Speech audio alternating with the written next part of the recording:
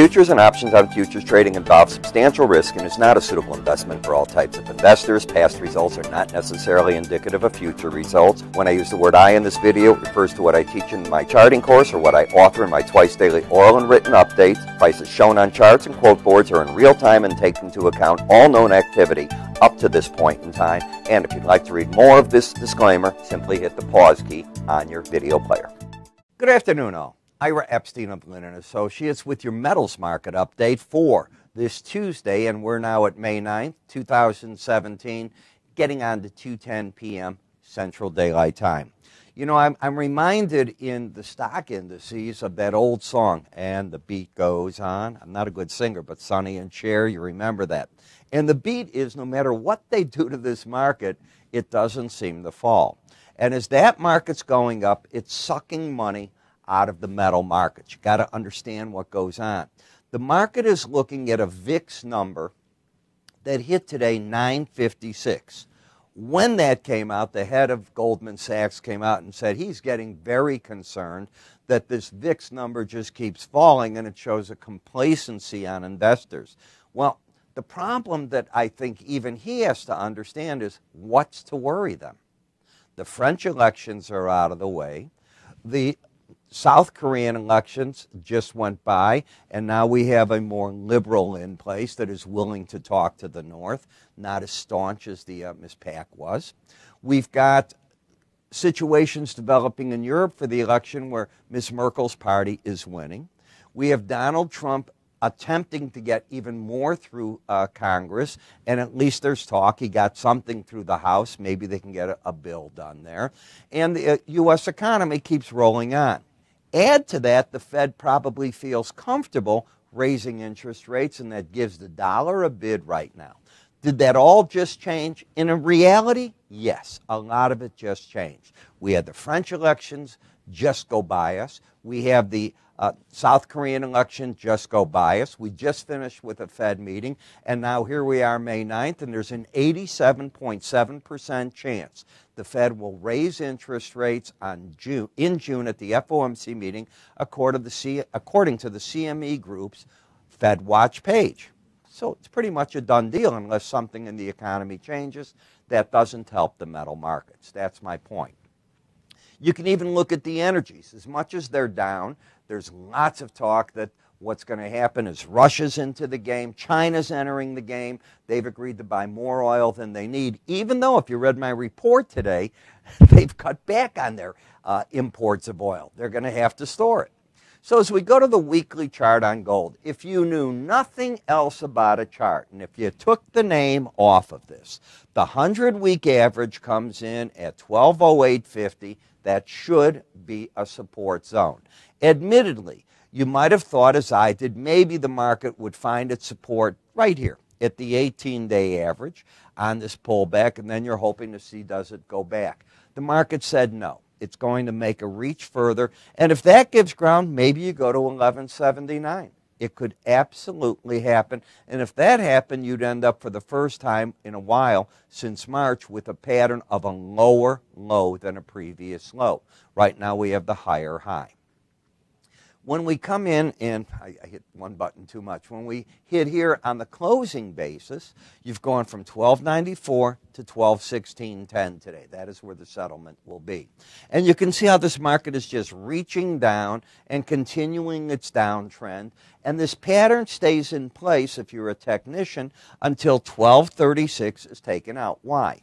Because the peaks are lower highs, lower lows, according to at least what I think, the swing line study, which looks at the previous day and decides where to draw the line off of 5 rules that I created for. When you look at moving averages, this is not good. The market, number one, failed up here.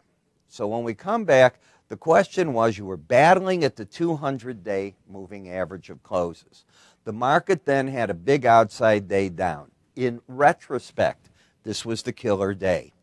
And the market, from that point on, has just broken itself down, hitting now the 100-day average of closes yesterday and getting under it today. We've seen that before because you've done it back here and then the market comes alive again.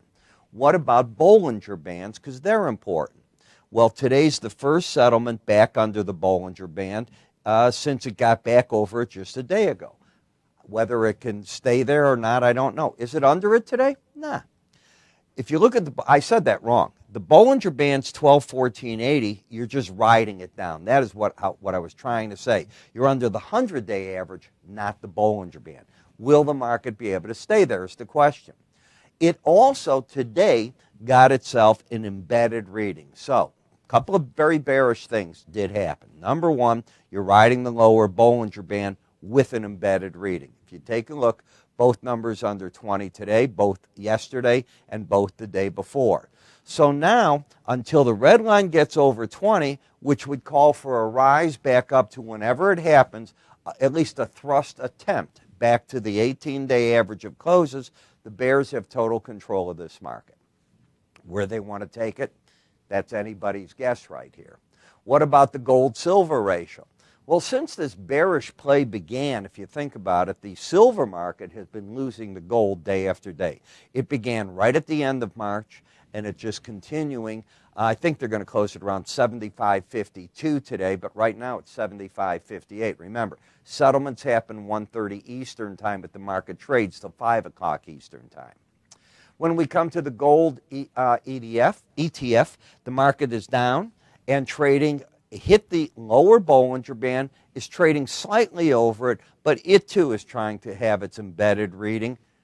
No reason to be bullish till you get that red line back over 20, and at that point, I probably will look at the 200-day average as the resistance, not the 18 at that point, unless you get what's called a crossover, where the 18 gets under the 200. Today in the minors, you had a bearish crossover.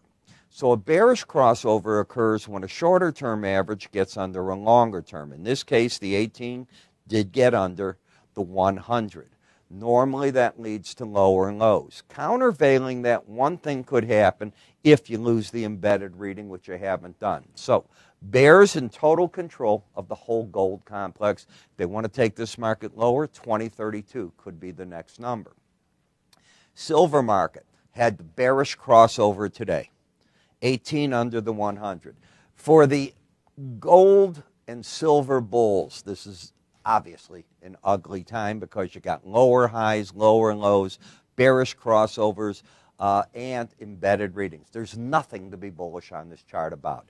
If anything, until you lose the embedded readings, rallies will be sold, and the markets will keep trying to figure out where's the low, and the bears will try to drive it to those lows, whatever they are. Silver ETF, same thing. Lower highs, lower lows, embedded reading. Absolutely nothing bullish on the chart. Copper, oversold at the lower Bollinger Band, finding support against that. Trend is down. Market not giving anyone an opportunity, and why sell an oversold condition? In the platinum market, is this market joining the embedded reading? Well, today both numbers are under. That's today. Yesterday, both numbers were not. The day before, both numbers were under. The day before that, and the day before that. So what do you have? You have an embedded reading that was lost one day, yesterday, and it's right back to embedded. Still very bearish, could be making a run for the lower lows until that's lost 2 days in a row. In the palladium market, you're in a downtrend. Lower highs, lower lows under the 18-day average, momentum pointing down. We then get to the dollar index, and it's so important to understand why the dollar index is going up, which I think I've covered. You've got the Fed ready to raise interest rates. You've got elections out of the way in France and South Korea. Germany's looking as though Ms. Merkel's regaining her popularity. The euro is backtracking after a monster gain, hoping that things would go well for the euro in terms of a Macron win, which happened. And now the dollar's getting its day in the sun as its economics are looking good and interest rates are going up. So we're in a different phase. That's one way to look at it. Will the dollar extend much beyond the 100-day average is a big question. All I was looking for was that, because you had an embedded reading that is lost. Could you extend to 131? Yes. Now, the interesting part is we had a third price count, for those of you that watch price counts, at 97.90. You got pretty darn close to it in the dollar index, and that's a zone, not an exact number. So could be the market has found its home. Let's talk about how I can give you a discount on my research if you're so inclined. A lot of you have had trials to it that are watching this. And you get your free trial and that's it. You can't get another free trial. But every now and then I come out with a coupon. So if you'd like to try it, I'm going to give you a third off of my $60 rate, $20 off the first 30 days of your subscription. And no, you are not tied in to go another month if you don't want to do it. Most of you will. You'll want to do it because once you get this and you see the buys and the sells and you start off your day and you're looking for somebody, because so many people trade by themselves and they go, I wish I had another opinion. I'd like to see something. Well, this subscriber video is the key. If you think what you're watching right now is information, you're not even close. This is where all the blood and guts is, because that's where I can say buy here, sell there, tell you what to do. All I do in these particular videos is I give you an idea of what I think the pros might be doing based on the indicators you're seeing. But I have more indicators in my other work, and they come alive and help you. So if you'd like that, I want you to write down Ira 20. My name, $20 discount, all one word. And all you need to do is on the screen, you'll see www.iraepstein.com. You can go right to our website, and from there, just go under the word research. You'll see the area Become a Subscriber. You can click up here at any time if you're watching me on YouTube. That'll bring up the form. You can call us at 866-973-2077. My staff will work with you, or you can obviously click on some websites under us here for the free offers, so you can do that as well. So that's pretty much how you get it. This will not last. Take advantage of it. What the heck? It's not even at the end of the day a penny in a grain market.